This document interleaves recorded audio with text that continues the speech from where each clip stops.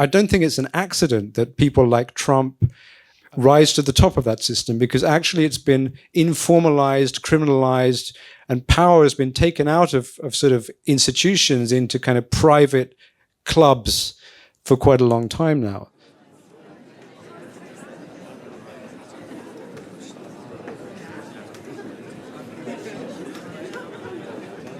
Welcome to the American Library in Paris. I'm Rachel Donadio. I'm the curator of cultural programs here. How many of you are here at the American Library for the first time? All right, welcome, newcomers.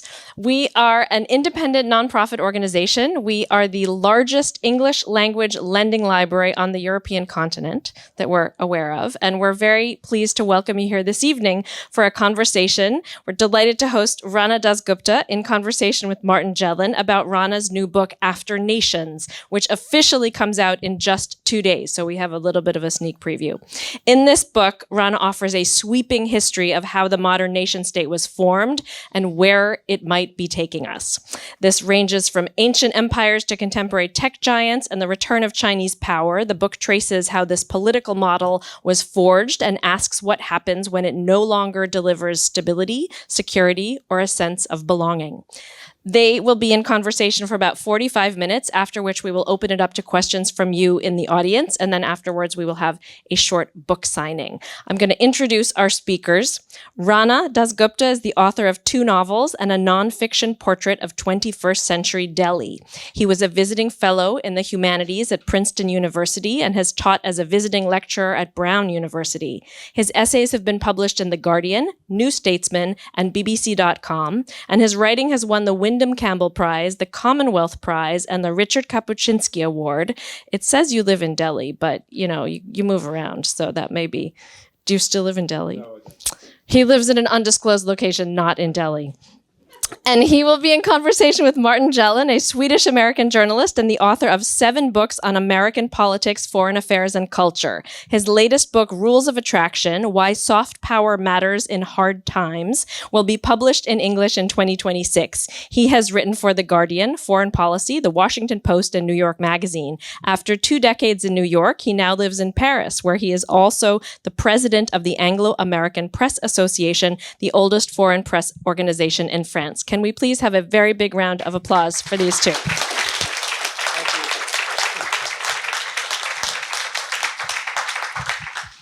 Thank you so much. Thanks for those beautiful introductions, and thank you so much to Rana for starting your book tour here, basically, for this. That's right. That's right. That's the first beginning of it all.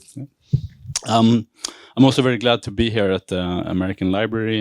We're here to talk about nation states. America's national brand might have seen brighter days, but whenever I come here to the library, I'm reminded of the best of America, the diversity of its culture, the writers and thinkers, its literature. I lived for 2 decades in Park Slope, close to the Brooklyn Public Library, and this is as close as we get here in Paris to that atmosphere. It feels like coming home to be here. So I'm very, very, very glad to be invited. And I'm not just saying all this to be nice and sentimental, but also because these are some of the topics that I hope we're going to discuss tonight. About home, belonging, community, migration.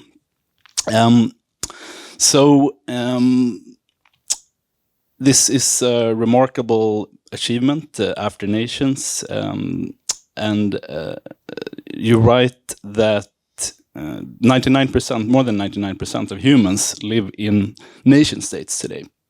But this is a historic anomaly. Historically, we've seen different structures dominate civilizations, and most of the nations today were formed after World War II. You wrote 8 years ago an essay that I guess was a bit of a genesis of this book for The Guardian, called The Demise of the Nation State. At the time, we had seen the rise of Modi, Trump, Putin, Orban, Erdogan, and Brexit. But you wrote that these strongmen weren't really symptoms of a resurgent nationalism, but rather a sign of the demise of the nation state as a governing model. Could you explain that?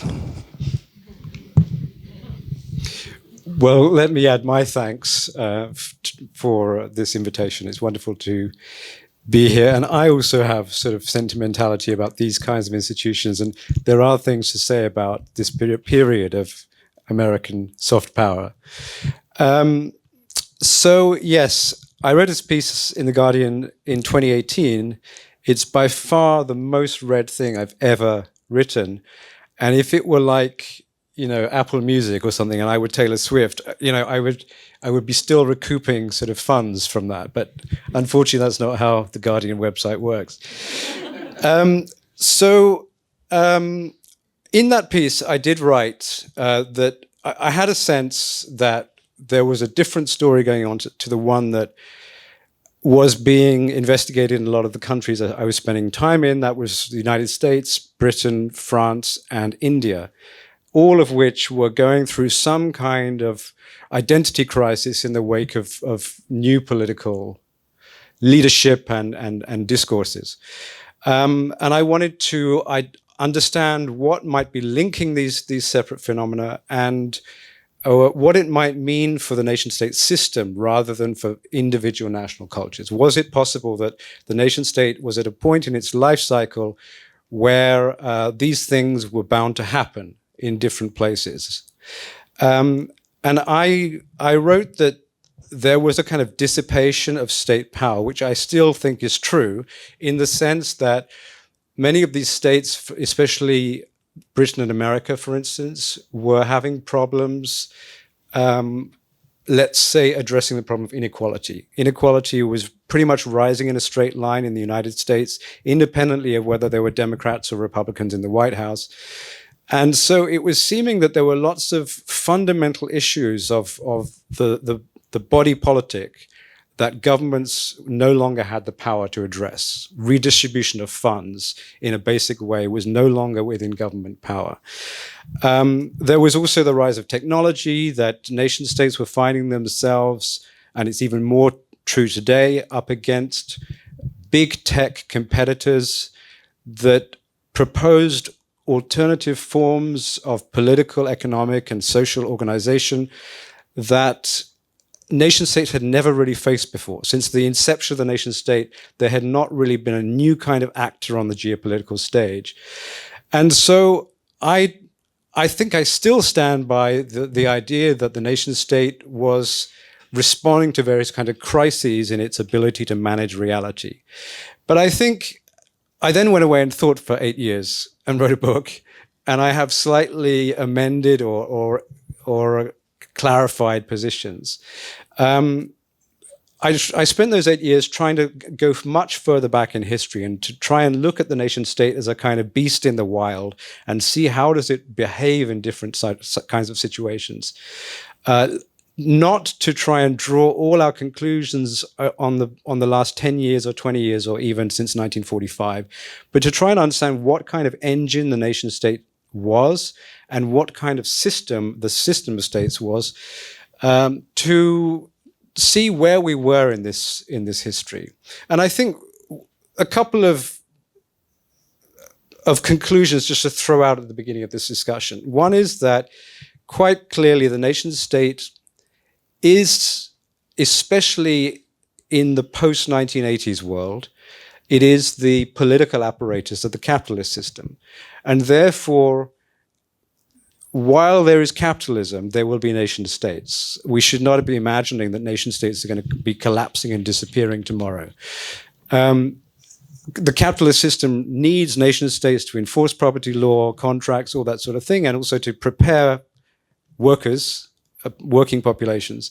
And so the nation state system is not, the nation states are not sort of collapsing. But I think what I would say is that the position we're in now, or the point of time we're in now, is a time of a great transition in that nation state system, which I would describe in the following way. Since the years following 1815, there have been two global superpowers that have superintended the capitalist system, Britain and France. And in between their incumbencies was a period when Britain was failing to occupy that position and America had not yet moved into that position of great global disruption, the 30 Years' War, or whatever we call the period between 1914 and 1945. The two periods of British and American hegemony were periods in which those two powers supplied the global currency, supplied the global legal system.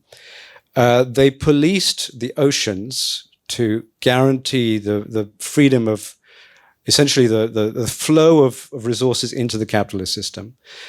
And they also absorbed a lot of the costs of managing that system. So they had disproportionately large military and navy, and they were willing to not charge tariffs, even on countries that themselves were charging tariffs on their imports, simply to stand as kind of guarantors of global free trade.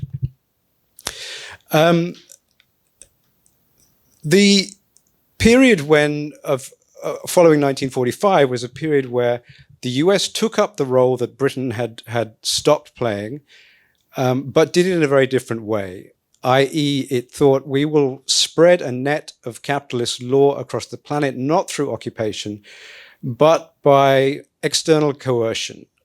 So America did not try to actually administer the world, but to coerce individual states in the way that it had for the previous century or so coerced states in its own backyard under the Monroe Doctrine.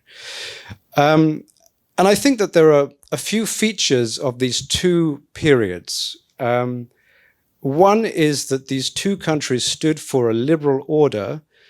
They were liberal internally, in the sense that the free market also applied to a free market of society. And they were liberal externally, believing in essentially the equivalence of the supremacy, essentially, of property law and trade. And that liberalism, I mean, institutions like this are very much part of that liberalism, in fact. I can't read my notes here.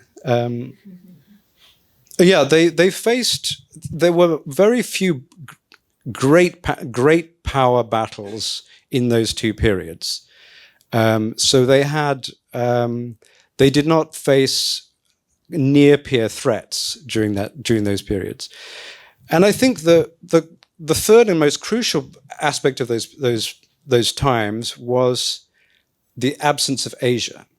So Britain became liberal after it had destroyed Asia.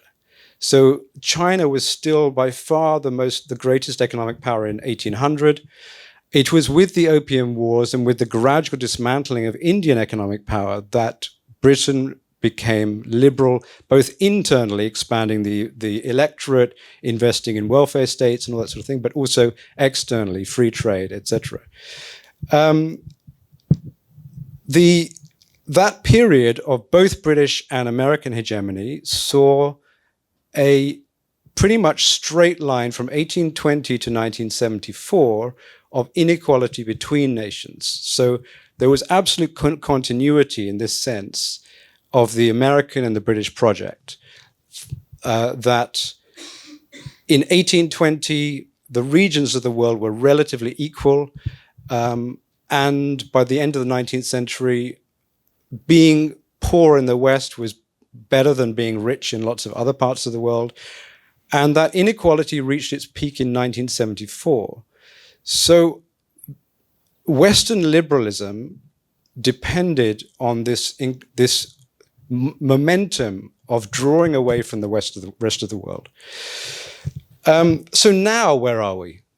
Well, now Asia is very much back, and in some ways, Asia is also claiming its position on sort of things like payment systems and international currencies in a way that it did under Imperial China in the Qing period. And we have a situation where America is finding it difficult to afford democracy internally. It's now its ability to generate enough rents and profits from the global system to continue supporting the kind of very, very lavish rights and rewards that it's given to its citizens since the Second World War is coming into crisis. So I think how I would describe this transition that we're in right now is essentially the demotion of America as the global hegemon, the capitalist superpower, to being simply one of a number of competing empires. And America is now taking on the strategies that China and Russia and other places like the UAE are doing. Things like Greenland are very much part of this, that if you can no longer sort of hold your position simply by being the superpower, you have to join in the ranks of other kinds of regional empires and do what they do. And so I think we are seeing you could call it the 1914 moment, the moment when we saw this moment when Britain stops being a superpower and basically there's a massive, massive competition for who's going to occupy that sort of situation. We're seeing that position again, where American power is no longer supreme, and we're again in a moment of great competition. I would only say that the resolution of the last phase, which was World War and American power, is unlikely to be the resolution of this phase, because neither Russia nor China nor anyone else is ready to step into those shoes, I think. So I think we're entering a period which is actually a much more normal period in global history, a period where there is no single power setting the terms and administering the system. We simply have a number of regional concentrations of power. And so we don't have a system in the way that we had a system, let's say in the 1960s or 70s, a system that has its identity and a set of official values and ideologies, which you can agree with or disagree with.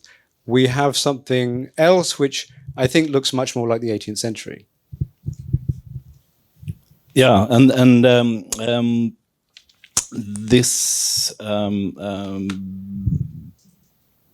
answer also reflects the complexity and the depth of the book. It spans the globe, it spans millennia, but the book starts right here in Paris. It starts with the coronation of Louis IX here at Sainte-Chapelle, and when he was what you describe injecting the nation with theological legitimacy. Can you just sort of walk us through that moment and why it's such a significant starting point for the idea of nation states?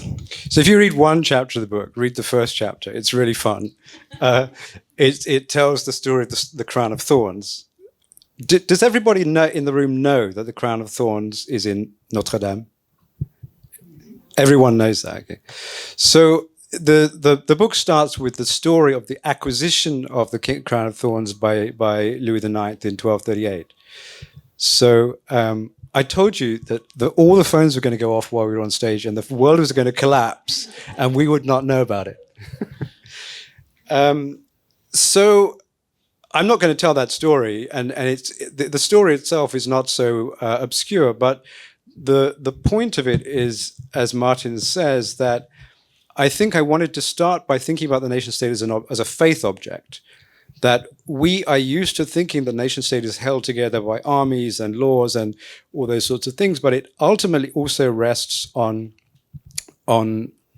something much more abstract, something theological. And if you go to countries where such faith does not exist, where the state has never been able to achieve the kind of legitimacy or the sort of overarching grandeur that, let's say, states like this one have managed to achieve in their history, you can see what it means. That there is no other value except power, no other value except coercion, force, money, whatever it might be. But that particular kind of, let's say, I don't think there's another word for it, that kind of religious awe with which people in certain states view the state itself is not a law of nature. It was constructed. And the first chapter of the book tells how France constructed that feeling and that relationship, which is a theological relationship. And it tells essentially of two major religious reformations. One happened in the 13th and 14th century, when the Capetian kings managed to create the nation as a mystical community, going back and forward in time, i.e., you were part of a community that included everyone who had ever lived in that community before and everyone who would ever live in it in the future. And this is the sort of feeling that is, for instance, recognized in war memorials or war remembrances, that we remember the people who sacrificed for us, etc. And that makes it different from the community, let's say, of a region or a county or a transnational community. That's something the nation states have done, and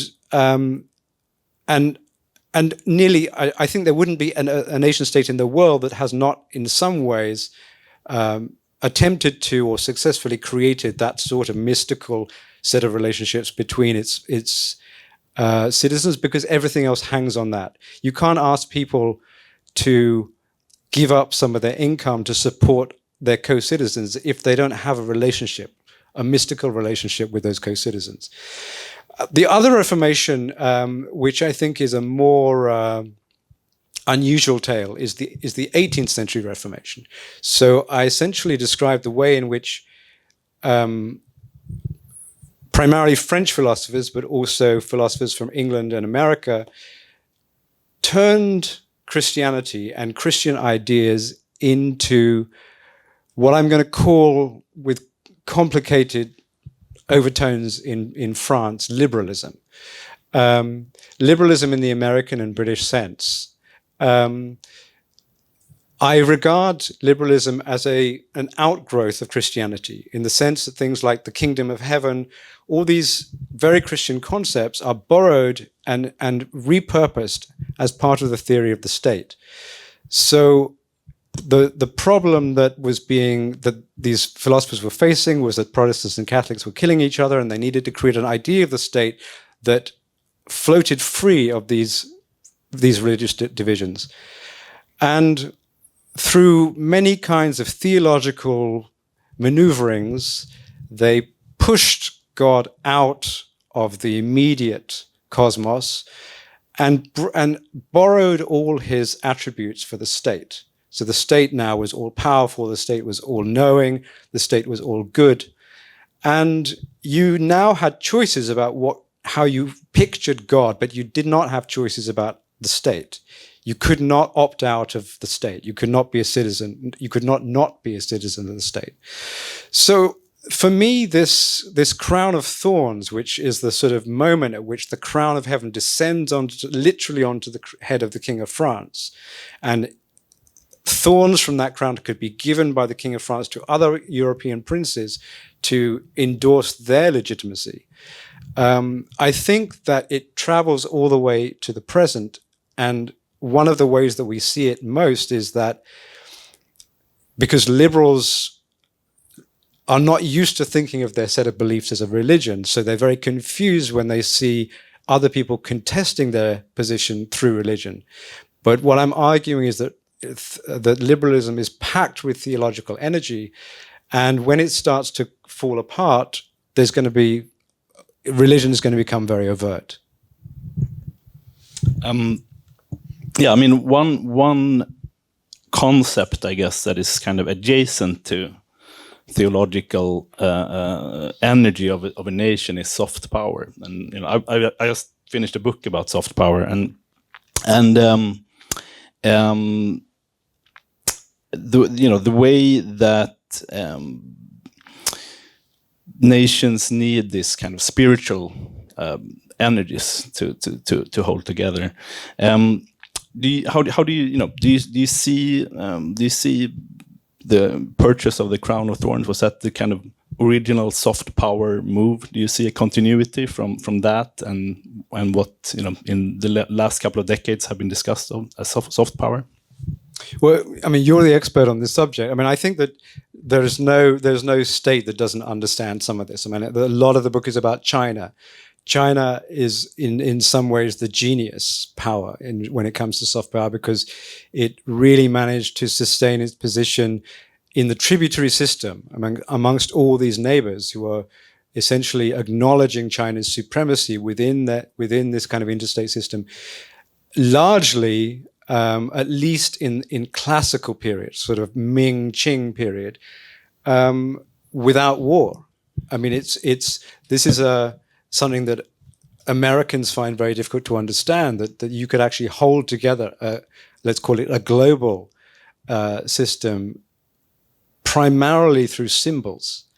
So you have, the Chinese emperor can simply withhold the ceremonial relationship to the Korean emperor, and the Korean emperor can no longer hold his position because China is again dispensing this symbolic power around the world.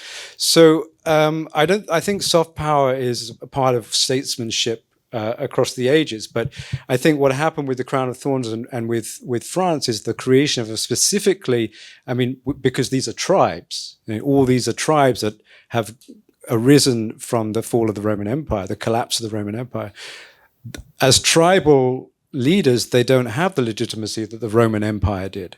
So they have to recreate it. And so they have to reinvent their tribal community as something spiritual, theological. Right. As a novelist, as an author, you often return to these topics of national identity, globalization, finding communities beyond national borders. And in an earlier interview, you said that all my books are about the illusions of national experience.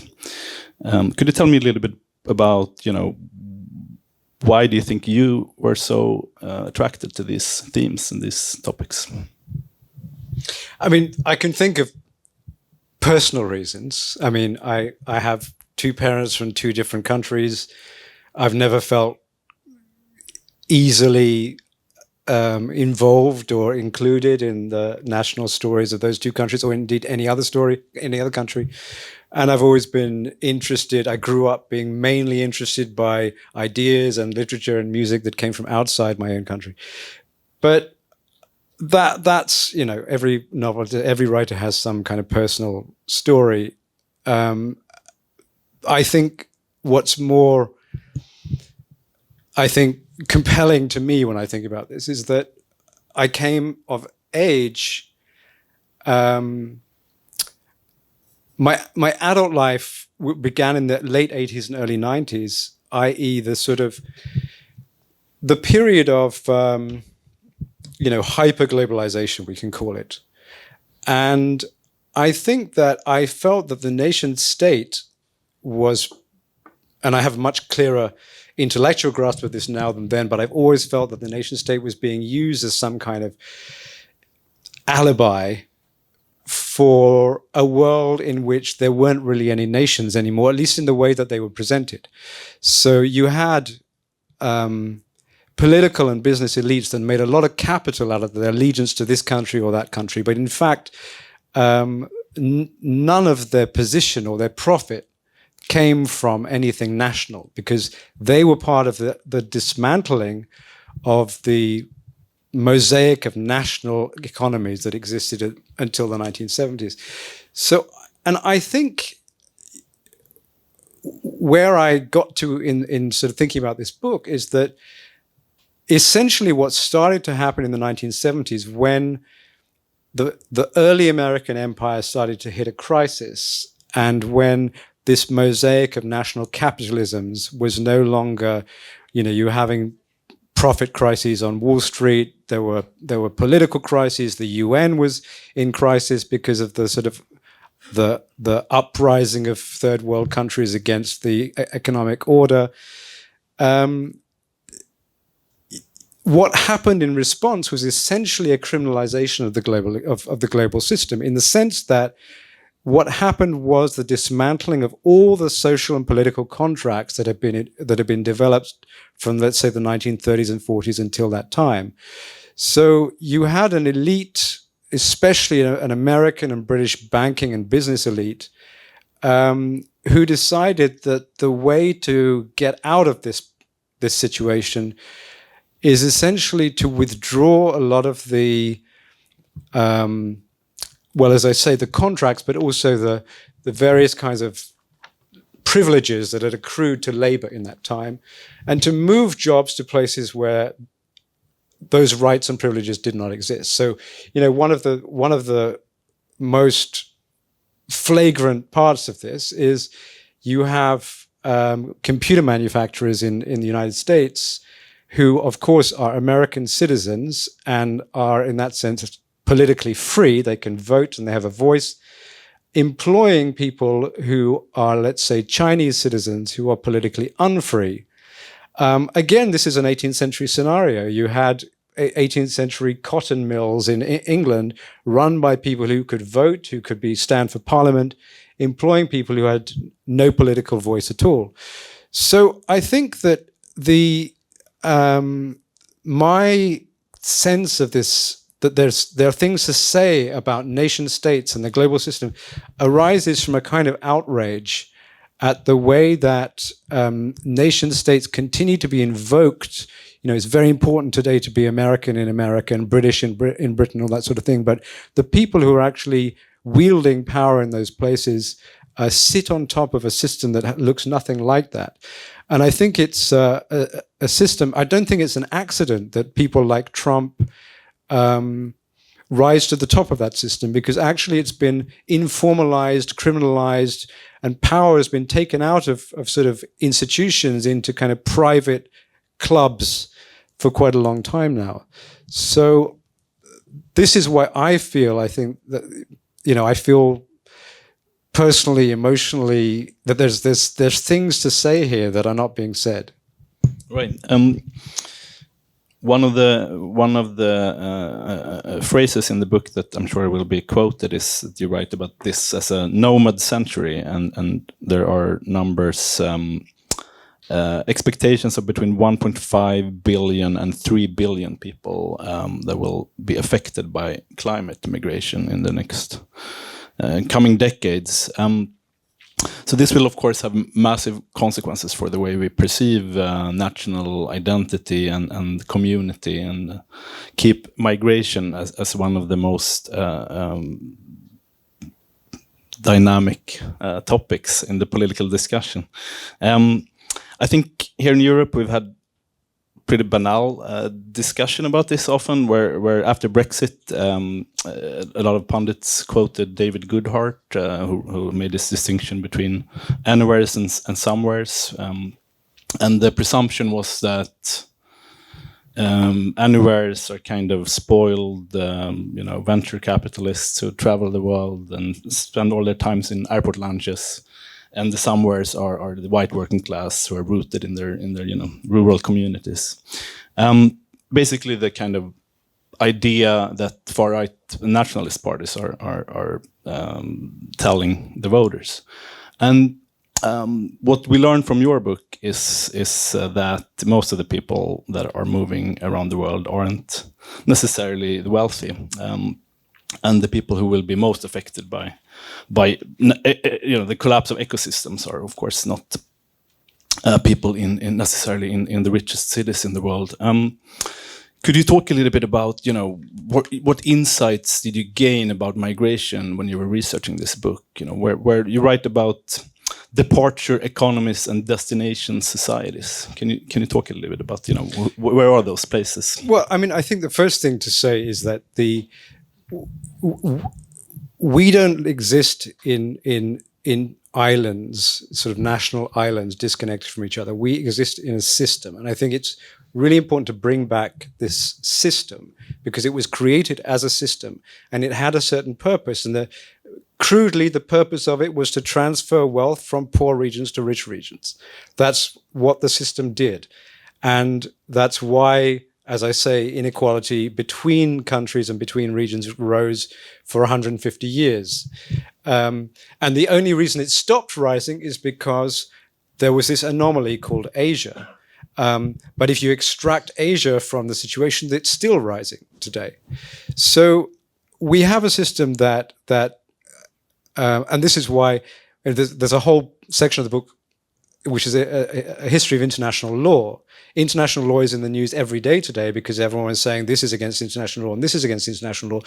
And yes, it would be nice if we lived in a legal society. I mean, we, meaning humanity. But I want to also say that international law is precisely that mechanism by which wealth has been transferred from the poor to the rich for 200 years. So we shouldn't have too romantic an idea of what international law is or what it's for. So it is about wealth transfer, but it's also about exporting things in the opposite direction, exporting war, exporting ecological degradation. That is the most important. So you have wealthy countries that wish to deliver an extremely high quality of life to their citizens and wish to maintain whatever kinds of ecological balance they live in. And one of the ways they do that is by exporting pollution, exporting trash, all these things. And of course, poverty is the other accompaniment to this. Obviously, at a certain point, some of the people in the world are going to think that this is not really in our interests.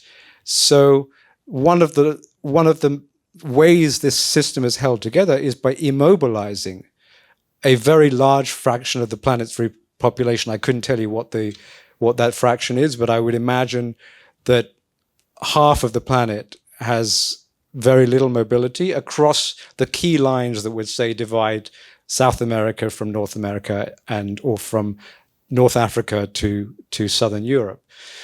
And I think for some period of time after the Second World War and after the independence of post-colonial countries, there was a lot of legitimacy in this system. So a lot of people would feel that I should stay where I am, I should work hard, I should contribute to this great country that has finally got free of colonial powers. And over time, we will become rich and there will be jobs and all that sort of thing.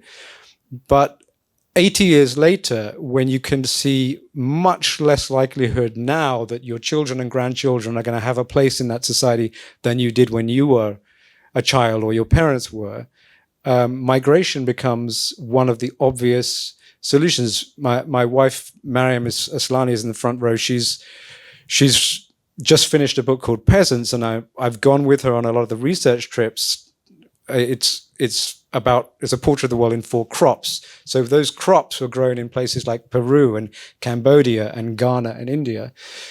And we've made a couple of trips to Africa together, and it's a very, very bleak reality. Those nation states exist, well, I don't want to generalize, but the capture of those nation states by people who are local business brokers for global capital. And by global capital, I don't just mean Goldman Sachs. I also mean sort of Chinese miners who are just coming to extract everything and all the timber. There is no place for the citizens of those countries in the economic and political system. So I think that migration, I mean, your phrase nomad century is actually not my phrase. It's the title of a book, which is a pretty hard-hitting account of all this, maybe an exaggerated account. But I think that what we are seeing today in terms of numbers of migrants is nothing compared to what we will see in the next 20 or 30 years. Right. You mentioned China, and I you know, I assume it's not a coincidence that the book is chronologically organized between France, Britain, US, and China as the 4 kind of superpowers. You know, new empires, global superpowers usually rise in tandem with major shifts in technology and energy production. Right now, we're seeing two technologies with the potential to fundamentally shape our time and our future, AI and renewable energy. And China seems to have an advantage in both. And there's a kind of emerging narrative that China is this futuristic electro-state, a kind of benign empire that could save the planet. As you mentioned before, they're skillfully managing their soft power and their narrative power across the world. But you also show us in the book, and I think it's some of the most interesting passages, the massive ecological devastation caused by China. They've destroyed 10% of all the forests in Africa in just a decade. So they're destroying the carbon sinks that could actually save the ecosystems of our planet. What's your kind of conclusion about China's rulers? Are they serious about saving the planet, or is there kind of this massive historic push for renewable energy mostly in their self-interest? Is it a combination of the two? I mean, it's difficult to make, I think, simple statements about China. And I was conscious, as I think you've picked up, I was conscious in writing the book that I anticipate being read primarily in the West. And I think that a lot of what is said about China in the West is simply ridiculous. But I do think that, so yes, there is a narrative that China is pushing a kind of electrical revolution based on alternative energies, especially solar power. I don't take from that China is this sort of ecological green power. I think what I take primarily from that is China is trying to rewire the commercial system of the world and financial system of the world away from oil and away from all the financial infrastructure that has arisen on the top of oil, because America controls that infrastructure. And China, in order to carve out, and in this sense, I think China is a truly extraordinary kind of intelligence, in order to carve out alternative political and industrial connections, and to create sort of, let's call them horizontal linkages with places that also want to opt out of American finance and American oil, has offered this energy source and offered it often as a way of poor countries becoming self-sufficient. You don't have to sort of constantly be dealing with the fluctuations in oil prices and buying expensive fuel. You have sun, generate your own electricity, and we'll sell you the equipment, we'll sell you the expertise. So I think it's likely to have good and bad consequences for ecology, but primarily it is a bid for power, I think. And it is accompanied by, I think, what is crucial for this conversation about nation states is the way in which China has essentially outflanked America when it comes to extracting resources. And what I mean by that is that America has been limited in its ability to extract certain kinds of resources from certain places because its primary brokers have been corporations, and corporations have certain structures and they have certain kind of legal limitations. Trump has been campaigning against these legal limitations. The people in the room will know the name of the act, the Foreign Corrupt Practices Act, I think, the FCPA, which Trump hates because he sees that as a limitation on what American corporations can do. He's not wrong, because China and the UAE and Russia have found non-market ways of extracting resources, using war as one big platform. The UAE is very, very embroiled in the civil war in Sudan, and much of the gold and lots of other things that are going out of Africa going into the UAE. Russia, of course, everybody knows the Wagner Group and how Russia has in some ways sidestepped sanctions by informal mining and things like that in Africa. But China is the big one. China, we've just got back from Ghana. Ghana's just turned into one big gold mine. It used to be a cocoa economy. Cocoa is just being destroyed because the entire forests are being felled. There are Chinese companies everywhere pulling gold out of the ground at every scale, from a few people to hundreds of people. The place is full of Chinese earth movers and equipment. And China has infiltrated the political system to make sure so that all this can happen. Timber is also going to China. So the idea that China is this sort of ecological power, this green power, no, China has sort of overtaken the efficiency of American extraction with a level of efficiency that's just way beyond. It's able to negotiate with many, a much more varied set of people. And all that. So going back to your very first question, I mean, I would just say quickly that this is one way in which nation states, I think, are collapsing. So America, I don't think the poor, the rich and powerful states are collapsing. But one thing that America has done, because the nation states system is its system, and it decided that it would profit best with the world divided up into sovereign states that traded with each other and all that sort of thing, used the dollar. It has actually given billions and continues to give billions every year simply to prop up states that might fail without it, to train their personnel, to train their armies, to give equipment to their armies, because the monopoly of violence, the basic definition of the nation state, is something that America does not generally want to see collapsing, but China is not stepping into that role. China does not have a great sentimentality about the nation-state system, and there are lots of nation-states which are either ecologically or financially collapsing because of Chinese extraction.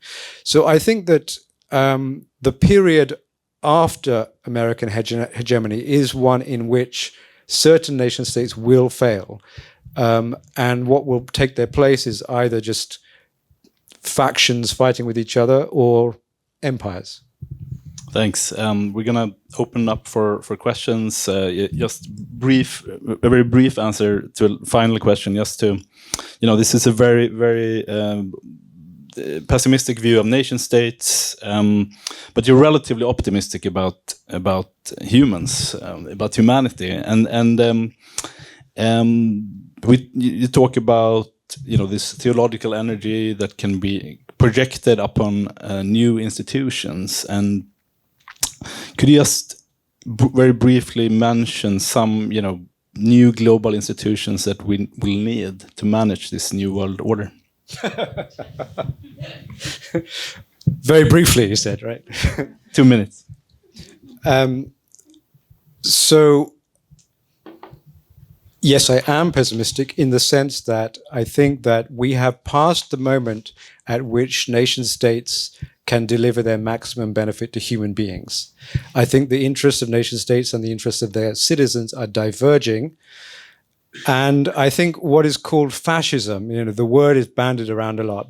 This is fascist, is simply states doing what states do. I think we've forgotten that nation states are monopolies on violence. States are not nice things necessarily, and that has been the experience of most people in states over time. It's just that we had this very happy period for a few decades where we thought that states represented us, and we thought that our interests were states' interests and vice versa. States are doing their very best to show us today we are cruel and you better get used to it. No, we don't stand for you, and state power is very, very awesome. You can't fight it. And the idea that people could go on the streets and the state will just back down because it's so scared. No, you can see that states can crush populations and do so when they need to. So I won't try and summarize it, but the last part of my book is an attempt to say, let's try and reform our states. Let's negotiate with our states. Let's do everything we can to get back whatever rights, privileges they're trying to take away. but let us also build systems that states cannot, that are not granted by states, that states cannot take away from us.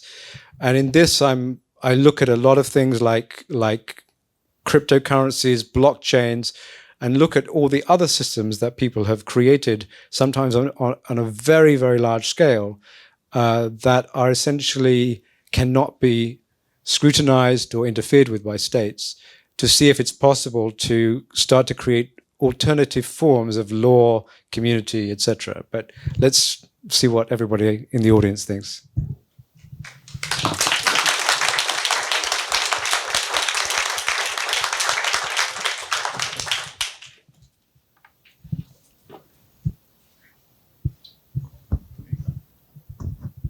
Hello, hi. Thank you so much for this talk. Congratulations on the book. I have a question related to the, what your book means perhaps for museums and cultural institutions. Of course, the museum has, a lot of correlations with the idea of nation state and as a tool, but also, of its power, its soft power. And I'm a curator, and in recent years, we've seen, in contemporary art, a kind of a celebration of this question of identity politics, and it's kind of taken over the major preoccupation of museums. And I can't help but to question, this correlation of museums and nation states, but also what nation states can, how they are limited in the sense of enabling a true multicultural society. I guess my question is a nation state fundamentally incompatible with multiculturalism?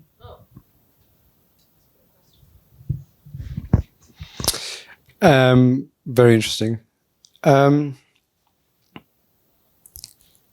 I do think that, of course, I mean, the first part of your question, one could talk about it for hours, because clearly museums are one of the ways in which, in fact, when I wrote the manuscript of my book, the first 30 pages were pictures of national galleries in different countries, to show the way in which the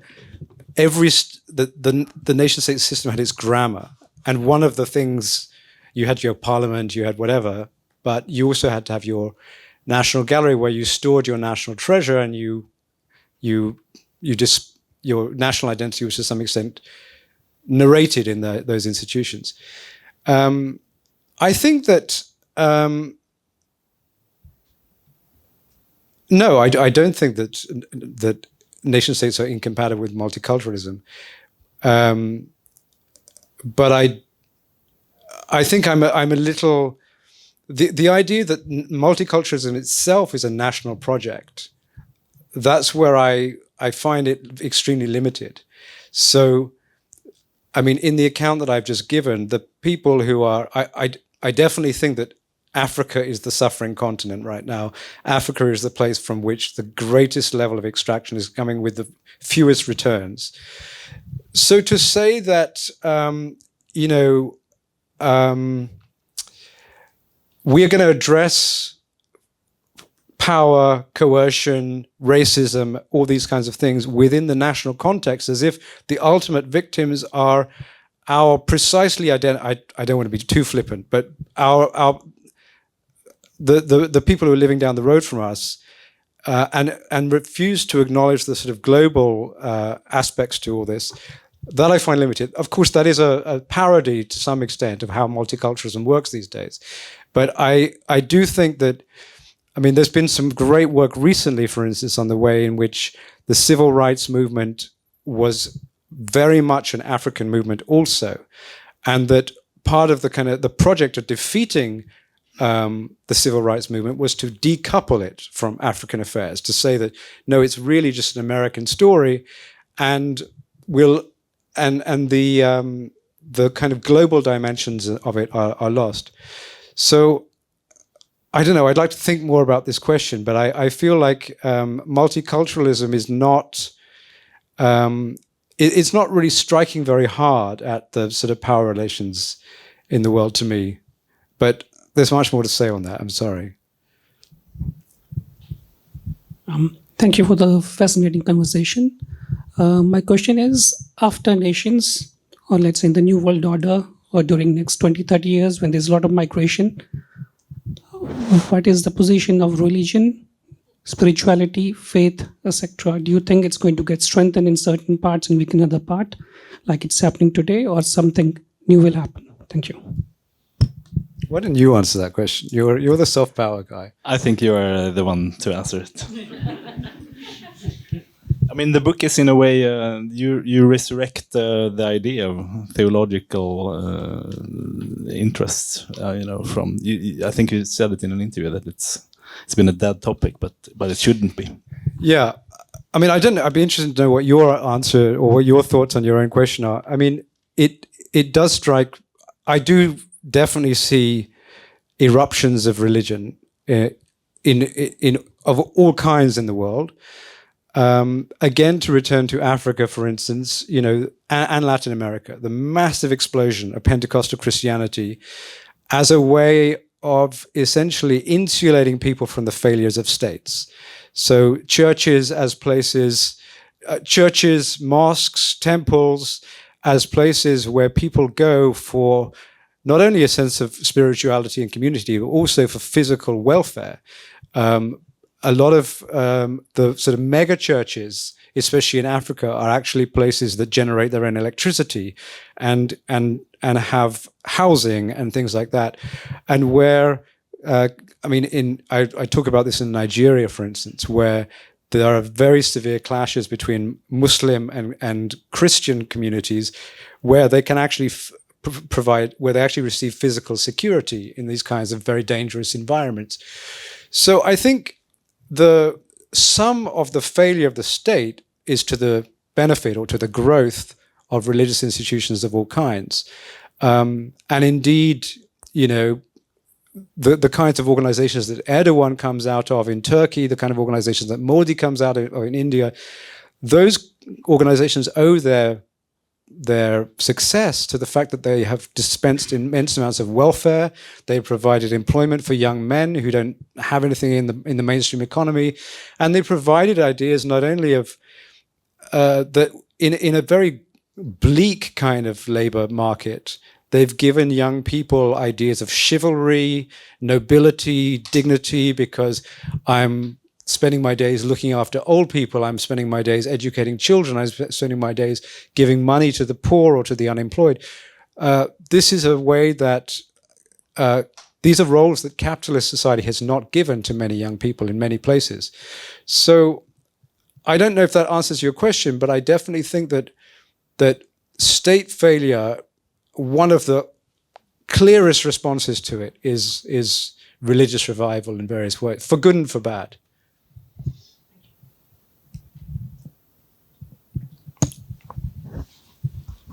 Thank you very much. You mentioned that with the collapse of the nation state, we might be looking at either empires or factionalism. And I'm thinking primarily of Western nation states right now. What happens to minority groups if we move towards factionalism? For example, I'm specifically thinking personally about the Jewish diaspora. So you have Jews who very much identify as a member of their nation state, very much as French or American, but they're not always considered by some other groups within those nation states to be a full-blooded citizen, let's say. So what happens in those instances when nation states fail? Wow.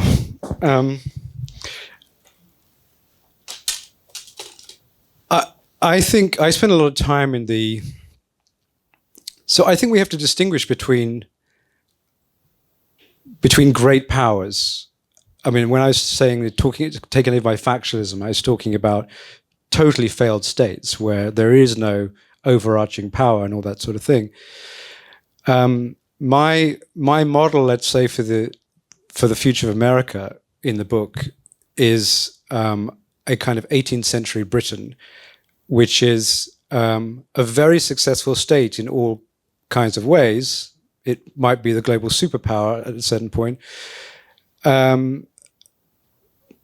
But it is deeply dependent on massive corporations like the East India Company, as America is dependent on Silicon Valley today, and it is not a democracy because it's generating most of its income from imperial projects, which don't benefit the majority of the population.